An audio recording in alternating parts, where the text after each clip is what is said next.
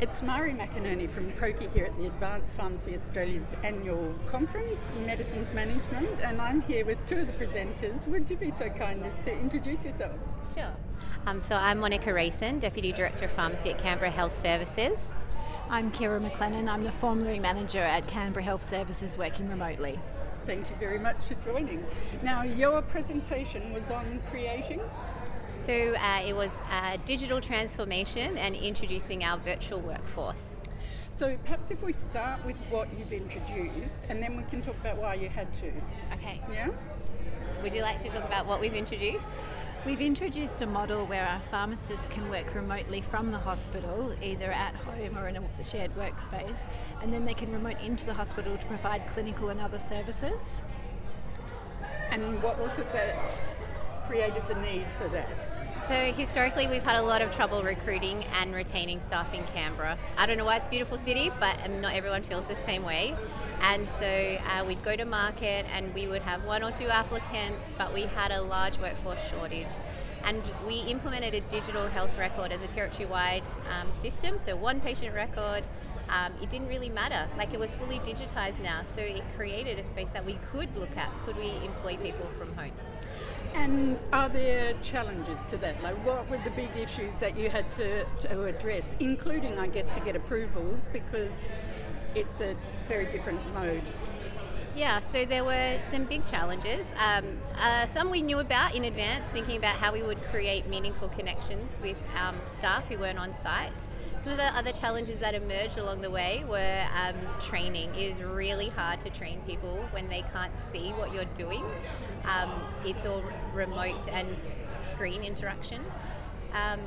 Other challenges, I think I would say communication has been one, like working through, we do have to explain everything. You can't assume that people will pick it up tacitly. Would you agree with that? I think. Could you give an example of that? You've got good examples.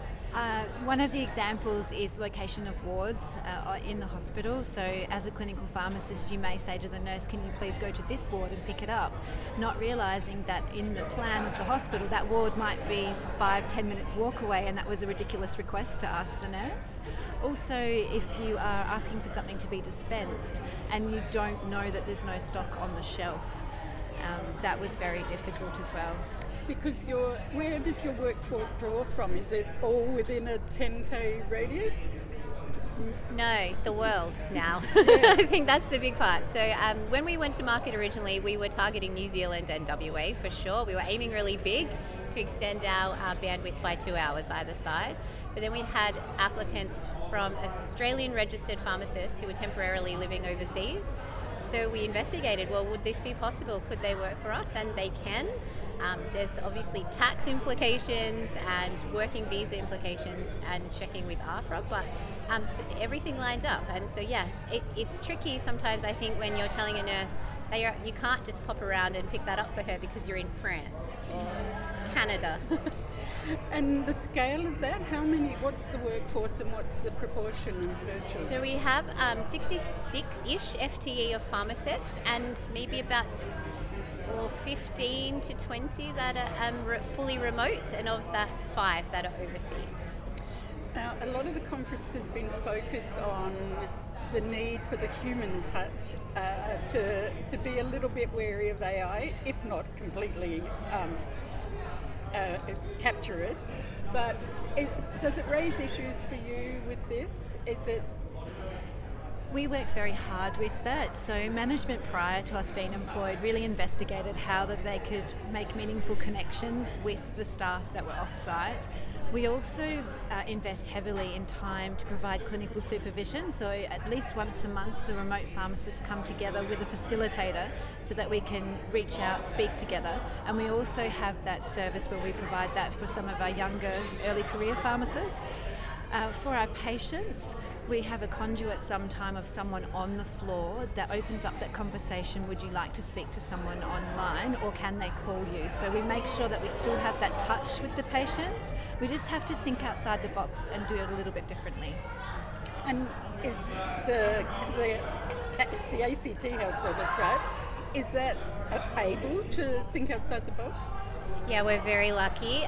Our department as a whole is quite creative. I think we're always curious about how we can do things better and differently. And then we've been very fortunate to be supported by our execs and our leadership team. And I think like in this one, the role Ciara was just describing, we realised, we have lost that human touch. How do we make it so that patients can connect into a computer to talk to the pharmacist? And so people just went into problem solving mode for us of, okay, well we could do this, we could create a new role, and we just trial things until we find, this is the one, this is what works. And what do you think the scalability of this is? I mean, do you see this as becoming a standard model? I'm not sure.